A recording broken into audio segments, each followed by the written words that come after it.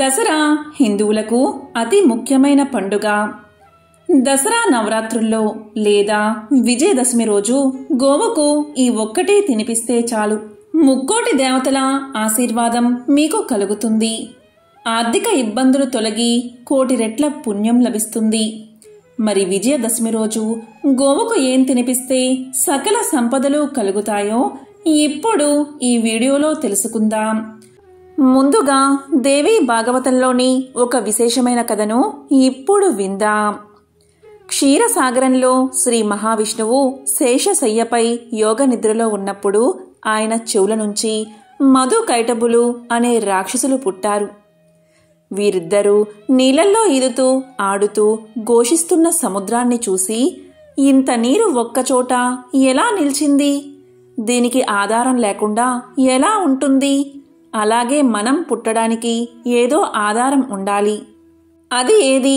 మనకు తెలియని శక్తి ఏదో అని ఆలోచనలో ఉన్నప్పుడు ఆకాశం నుంచి శుద్ధమైన వాక్కు వారి ముందుకు వచ్చింది. వారు దానిని గ్రహించి జపించడం ఆరంభించారు. వారి ముందు మెరిసిన మెరుపును చూసి ఇది దేవి యొక్క తేజస్సు, సందేహం లేదు అని భావించి నిశ్చల బద్దులై ఆ మంత్రాన్ని నిరాహారులై 1000 సంవత్సరాలు జపించగా వారి దీక్షకు మెచ్చిన జగన్మాత అశరీర మూర్తి అయ్యి వరం కోరుకోమని అన్నది. వారిద్దరూ స్వచ్ఛంద మరణాన్ని ప్రసాదించమని కోరుకున్నారు. ఇంకా మీరు తపస్సు చాలించండి, మీరు కోరుకున్నట్లే వరం ప్రసాదించాను, మీకు ఎదురులేదు పొండి అని జగన్మాత సెలవిచ్చింది. ఆ రాక్షసులిద్దరూ జలాల్లో తిరుగుతూ బ్రహ్మను చూసి మాతో యుద్ధానికి రా అని పొగరుగా సవాలు చేశారు. అంతటితో ఆగకుండా బ్రహ్మను ఆ పద్మాసనం మాకు వదిలి పొమ్మని హెచ్చరించగా బ్రహ్మ భయపడి విష్ణువును చేరి ఇలా పలికాడు: దుష్ట రాక్షసుల బారిన పడ్డా నన్ను రక్షించడానికి యోగ నిద్ర నుండి మేలుకో తండ్రి అని ప్రార్థించాడు. కానీ బ్రహ్మ ప్రార్థనలు ఫలించలేదు, విష్ణువు మేలుకోలేదు. అప్పుడు బ్రహ్మ, అమ్మా, ముల్లోకాలకు మూలమైన నీవు రాక్షసుల బారి నుంచి నన్ను రక్షించడానికి పుండరీకాక్షుణ్ణి మేలుకొలుపు తల్లి, లేకపోతే ఆ రాక్షసులు నన్ను సంహరిస్తారు. వారి చేతిలో చనిపోవడం కన్నా నీ చేతిలో చనిపోవడానికి సిద్ధంగా ఉన్నాను. నీ వర ప్రభావం వలన వారు ఈ దుశ్చర్యలకు పాల్పడుతున్నారు అని వేడుకొనగా యోగనిద్ర విష్ణువును విడవగా శ్రీ మహావిష్ణువు నెమ్మదిగా కళ్ళు తెరిచి బ్రహ్మను సాపేక్షగా చూశాడు. బ్రహ్మ పరమానంద భరితుడయ్యాడు. మేల్కొన్న విష్ణువు బ్రహ్మను చూసి తపస్సు విడిచి రావడానికి గల కారణము, దిగులుగా ఉండడానికి కారణము అడుగుతాడు. అప్పుడు బ్రహ్మ జరిగిన వృత్తాంతాన్ని విష్ణువుకు చెబుతాడు. విష్ణువు ఇలాంటి రాక్షసులను శిక్షించడమే తన పని అని చెబుతూ ఉండగా మధు కైటబులు వచ్చి బ్రహ్మను చూసి ఇలా అన్నారు: మమ్మల్ని మోసం చేసి తప్పించుకోవడం అసాధ్యం. నీవు మా చేతిలో చావలసిన వాడివే. పోరాడు, లేదా మాకు లొంగిపోయి మీ సేవకుడిని అని తెలియచెయ్యి. చచ్చేవాడివి నీవు ఒక్కడవే చావకుండా ఈ పెద్ద మనిషిని కూడా మా చేత చంపిస్తావా అని పొగరుగా మాట్లాడుతుంటారు. బ్రహ్మను తన వెనుకకు చేర్చిన విష్ణువు మీ ఆట కట్టించడానికి నేనున్నాను రండిరా అనగా మొదట మధువు పళ్ళు పటపటా కొరుకుతూ విష్ణుమూర్తితో యుద్ధానికి తలపడతాడు. వీరిద్దరి మధ్య భీకరంగా పోరు సాగుతుండే పైనుంచి జగదాంబ నీళ్లలో నుంచి బ్రహ్మ ఆ యుద్ధాన్ని చూస్తున్నారు. వీరి యుద్ధానికి సముద్రం అల్లకల్లోలం అవుతుంది. మధువు క్రమంగా అలసిపోవడం గమనించిన కైటబుడు మాధవునితో యుద్ధానికి తలపడతాడు. ఇద్దరితో యుద్ధం చేయడం వల్ల మాధవుడు కూడా అలసిపోతాడు. ఇది గమనించిన రాక్షసులు యుద్ధం చేయలేకపోతే లొంగిపో, లేదా నిన్ను ఆ పద్మాసురుణ్ణి ముట్టుబెట్టి మరీ వెళ్తాము అని మాధవుణ్ణి హెచ్చరిస్తారు ఆ రాక్షసులు. ఆ విధంగా వారు 5000 సంవత్సరాలు పోరు సాగించారు. అలసి ఉన్న వానితో యుద్ధం చెయ్యకూడదు. అదీ కాక మీరిద్దరూ నేను ఒక్కడినే. మీరు విశ్రాంతి తీసుకుంటూ ఒకరి తర్వాత మరొకరు యుద్ధం చేస్తున్నారు. ఇది యుద్ధనీతి కాదు అని విష్ణువు మధు కైటబులతో అంటే వారు కూడా ఆలోచించి సరే అని కొంతసేపు విశ్రమించారు. విష్ణువు వీళ్ల శక్తి తెలిసినవాడే, స్వచ్ఛంద మరణము వరం పొందినవాళ్లు కాబట్టి జగదాంబ దయతోనే వీరిని సంహరించాలి అని జగదంబను ప్రార్థించి జగదాంబ సహాయాన్ని కోరాడు.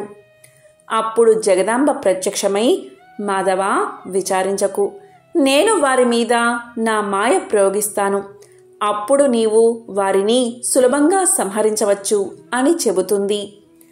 ఎక్కడలేని శక్తి తనలో ప్రవేశించినట్లుగా అనిపించిన విష్ణువు లేచి ఎదురుగా వచ్చిన మధు కైటబులను ఒక్కసారి ఇద్దరి గుండెల మీద పిడికిలతో పొడిచాడు.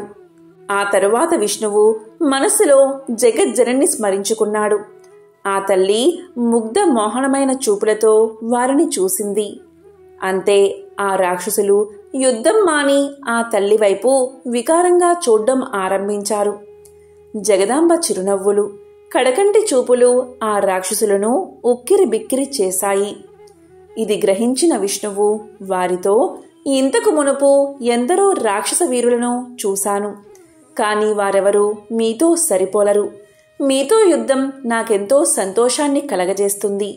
మీ కోరిక ఏమిటో చెప్పండి, తీరుస్తాను అంటాడు మహావిష్ణువు. ఈ మాటలు విన్న రాక్షసులు గర్వంతో, నీవు మాకు ఇచ్చేది ఏమిటి? నీకు ఏమి కావాలో కోరుకో, ఇస్తాము అంటారు. ఆ మాటలకు విష్ణువు, నాతో యుద్ధం చేసి మీరు నా చేతిలో చావాలి, అదే నా కోరిక అని పలుకుతాడు. అప్పుడు రాక్షసులు తెలివిగా, నీరులేని చోట మాతో యుద్ధానికి రా, అక్కడ మమ్మల్ని చంపుదువు కాని అని పలుకుతారు. అప్పుడు విష్ణువు సువిశాలంగా తన తొడలను పెంచగా ఆ రాక్షసులు కూడా వాళ్ళ శరీరాలను పెంచుతారు. చివరకు రాక్షసుల శరీరాలు విష్ణువు తొడల మధ్య అణిగిపోయాయి. వెంటనే విష్ణువు తన సుదర్శన చక్రాన్ని స్మరించగా దివ్య తేజస్సుతో వచ్చిన చక్రం మధు కైటబుల తలలను తెగవేసింది. రాక్షసుల తలలు సముద్రంలో పడి ఆ ప్రదేశమంతా పెద్ద దిబ్బగా ఏర్పడింది. ఆ దిబ్బను మేదిని అంటారు. ఈ విధంగా మధు కైటబుల కథ ముగిసింది. ఇక వీడియోలోకి వెళ్తే, భగవతి అనుగ్రహం ఉంటేనే మనకు తగినంత శక్తి, విజయం కలుగుతాయి. ఆ ఆది పరాశక్తి ఈ సృష్టిలోని సకల ప్రాణులకు, మానవులకు శక్తిని ప్రసాదించి కాపాడుతూ ఉంటుంది.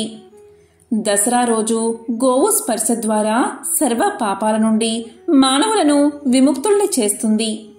అంతేకాదు, ప్రతిరోజు స్నానం చేసి గోవును తాకడం వల్ల సర్వ పాపాలు తొలగిపోతాయి. గోమయంలో లక్ష్మీదేవి, గోమూత్రంలో గంగాదేవి నివాసముంటారు.